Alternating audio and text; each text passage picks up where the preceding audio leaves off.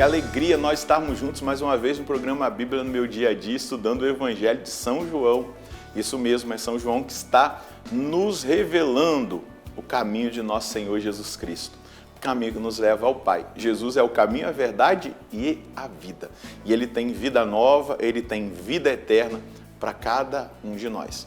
Vamos juntos buscar o entendimento, a compreensão, a iluminação para o entendimento dessa palavra. E isso se dá pela ação do Espírito Santo. Supliquemos o Divino Espírito Santo para que Ele nos conduza no nosso estudo bíblico. Em nome do Pai, do Filho e do Espírito Santo. Amém. Vinde, Espírito Santo, enchei os corações dos vossos fiéis e acendei neles o fogo do vosso amor. Enviai o vosso Espírito e tudo será criado e renovareis a face da terra. Oremos, ó Deus que instruíste os corações dos vossos fiéis com a luz do Espírito Santo. Fazei que apreciemos retamente todas as coisas, segundo o mesmo Espírito, e gozemos sempre da sua consolação, por Cristo Senhor nosso. Amém. Vamos dar prosseguimento ao estudo do Evangelho de São João, no capítulo 18. Pega aí o seu caderno, a sua Bíblia. Vamos anotar o texto que nós vamos estudar hoje. João, capítulo 18, versículos de 12 a 14. João, capítulo 18, versículos de 12 a 14. Vamos ler o texto e depois meditá-lo. O batalhão, o comandante e os guardas dos judeus prenderam Jesus e o amarraram. Primeiro conduziram-no a Anás, sogro de Caifás, o sumo sacerdote daquele ano. Caifás é quem tinha aconselhado aos judeus: é conveniente que um só homem morra pelo povo. Nós já adentramos esse mistério. São as últimas horas de nosso Senhor.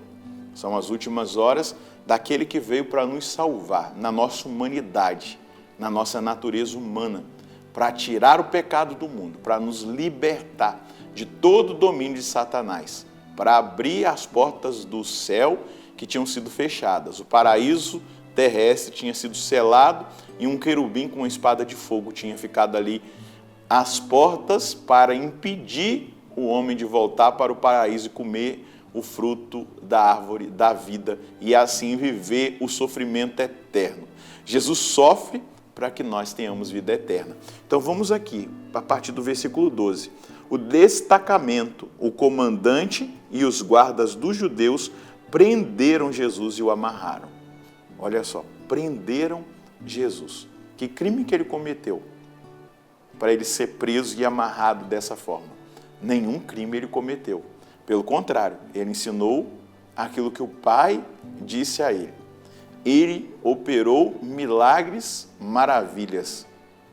Ressuscitou mortos, curou leprosos, fez os cegos enxergar, os surdos ouvir.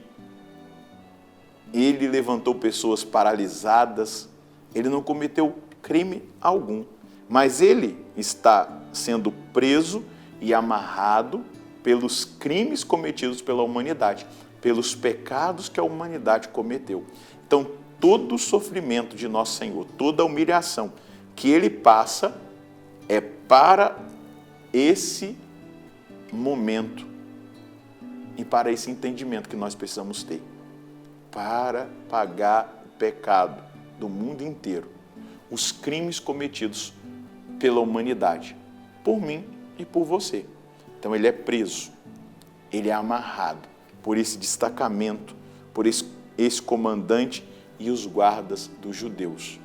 E veja, aqui não são os guardas romanos, são os guardas dos judeus, do Sinédrio, do seu povo. João começa o evangelho dizendo: ele veio para os seus e os seus não o acolheram. Ele veio para os que era seu e os seus não o acolheram. Ele veio para dissipar as trevas, mas eles escolheram permanecer nas trevas, em detrimento da luz que estava sendo apresentada. Então, para mim, para você, isso é uma chamada de atenção. Ele veio para nós, ele veio para a nossa salvação. Será que nós estamos acolhendo o nosso Senhor? Versículo 13. Primeiro conduziram-no a Anás, o sogro de Caifás, o sumo sacerdote daquele ano.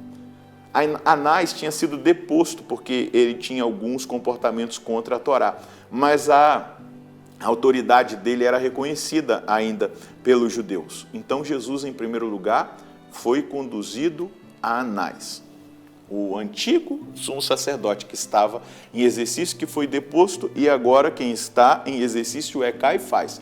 Mas Jesus é levado até Anás. Então começa esse processo de levá-lo às autoridades religiosas em primeiro lugar, para depois ser apresentado ao Império Romano, porque eles vão chegar num determinado momento, vão perceber que eles não teriam autoridade para condenar ninguém à morte. O que eles queriam era matar Jesus. Aquelas autoridades religiosas daquele tempo queriam matar Jesus, silenciar Jesus, impedi-lo de continuar ensinando e fazendo o bem. Então, eles levam primeiro as autoridades religiosas, por isso vai a Anás e depois a Caifás. Versículo 14, Caifás era quem tinha aconselhado aos judeus, é melhor que um só homem morra pelo povo. Veja só, a autoridade, religiosa, ele era o sumo sacerdote em exercício naquele tempo. Então ele faz uma declaração profética, ele não tem compreensão daquilo que ele está dizendo. Mas aquilo que ele está dizendo revela exatamente aquilo que nosso Senhor está fazendo. Ele está morrendo, pagando o preço do pecado de todo o povo, de toda a nação de Israel, de todas as nações gentílicas dos gentios do mundo inteiro. Aqui está a profecia da morte de nosso Senhor.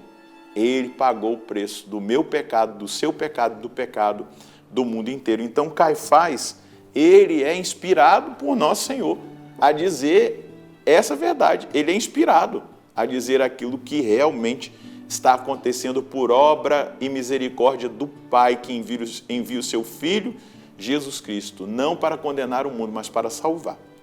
Aqui está algo importante que eu e você precisamos entender. Jesus não veio para nos condenar, ele vem para nos salvar. E a salvação se dá por essa humilhação, por este sacrifício, por essa entrega, por esse abandono.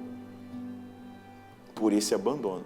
Muitas vezes Deus se utiliza da boca de pessoas que nós nem imaginaríamos para falar conosco. Não foi? Muitas vezes nós podemos constatar isso, que Deus usou de homens até pagãos. Vamos lembrar do rei Ciro, que é usado para tirar o povo de Israel da escravidão, da humilhação e de toda a situação que eles viviam lá, naquela condição humilhante que o povo de Israel vivia no exílio. Deus usou um rei pagão. Deus usa às vezes de pessoas para nos exortar, para nos falar e até mesmo para apresentar verdades que estavam muitas vezes esquecidas por nós. Uma vez eu estava vendo um programa e lá tinha alguns cristãos que estavam meio que relativizando o seu cristianismo. E aí o apresentador desse programa me perguntou a primeira vez: vocês são católicos? Vocês são pessoas que vivem o evangelho? Eles desconfessaram, segunda vez. Na terceira vez esse apresentador jogou na cara dele: já é a terceira vez que vocês estão negando Jesus aqui, diante de mim, dessas câmeras e desse povo. Olha só, Deus usou de uma pessoa que não estava no contexto da igreja para exortar pessoas que eram da igreja, porque queriam fazer média. Às vezes a gente quer fazer média para agradar as pessoas. Ah, não, a gente é uma banda, estou dando um exemplo só, a gente é uma banda que a gente canta música mensagem. Vocês são cristãos ou não são? Vocês são de Deus ou não são?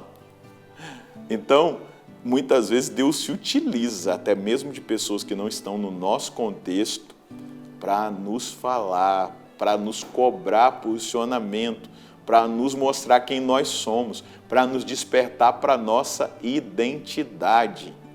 E aqui nós vemos Caifás usado para dizer a mais importante verdade da história da humanidade. É melhor que um só homem morra pelo povo, por toda a humanidade. Quem é esse homem? É Jesus. Ele é um homem-deus, ele é um Deus-homem. Um homem-deus, um Deus-homem. Deus que vem e nasce na nossa natureza. Assume o nosso corpo, a nossa alma humana. E ele veio para salvar a humanidade inteira dos seus pecados.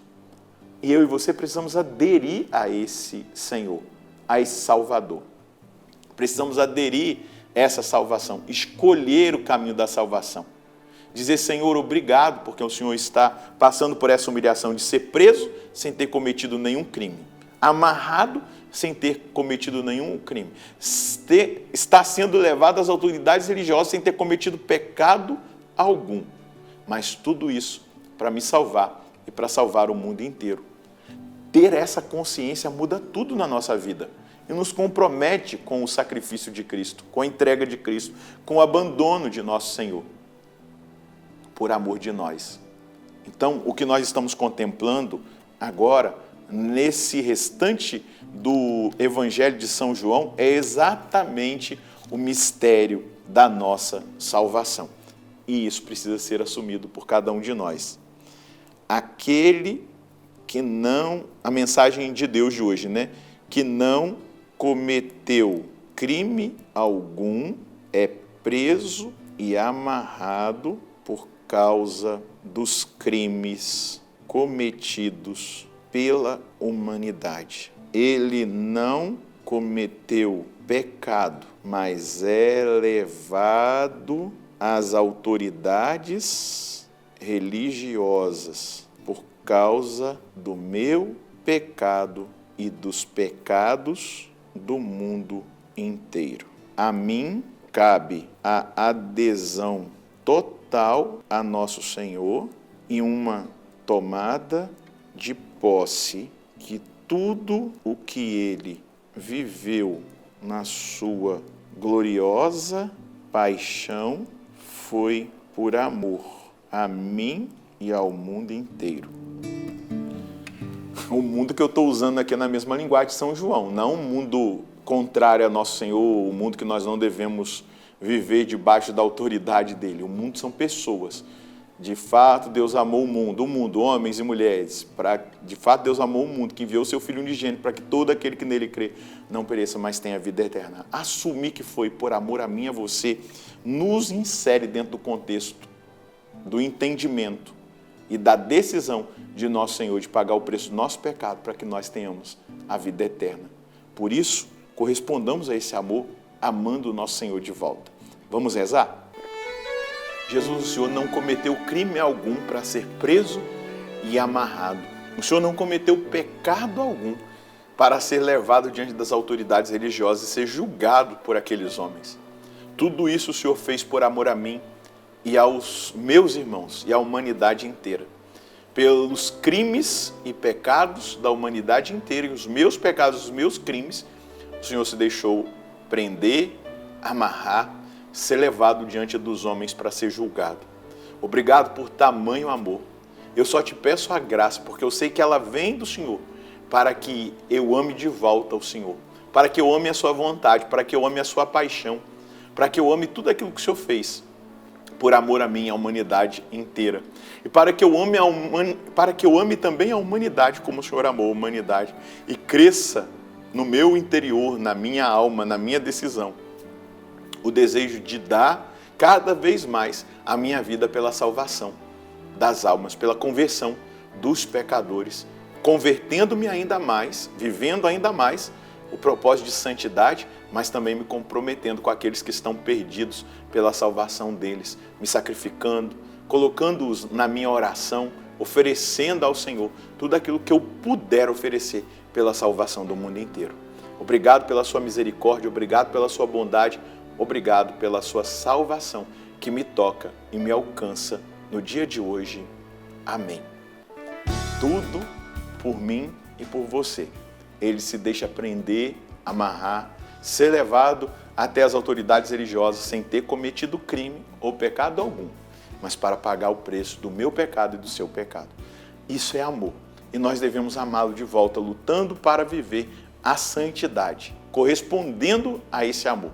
Mas nós também devemos amar a humanidade com esse amor que nosso Senhor amou a humanidade. Nunca querendo a condenação, a destruição da humanidade, mas querendo a salvação dos perdidos, dos pecadores. E aí, isso é um motivo de intercessão, de oferta de sacrifícios, de oração pela conversão dos pecadores.